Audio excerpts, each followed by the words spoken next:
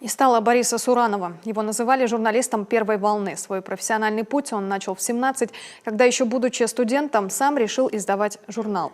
Параллельно вел авторскую колонку в газете «Молодежь Севера», писал для «Трибуны», занимал пост первого зама главреда в «Красном знамени».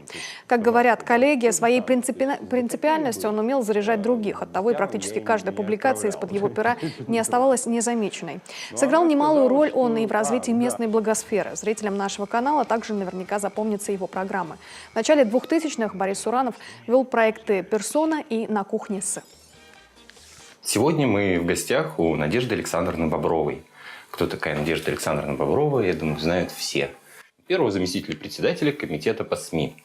Как и всем нашим гостям, мы дарим фартук, фирменный фартук РТК. Вот так вот. Церемония прощания журналистам будет организована завтра в 11:30 в Свято-Стефановском храме Сыктывкарского местечка Кочпан. Нашему коллеге было всего 46.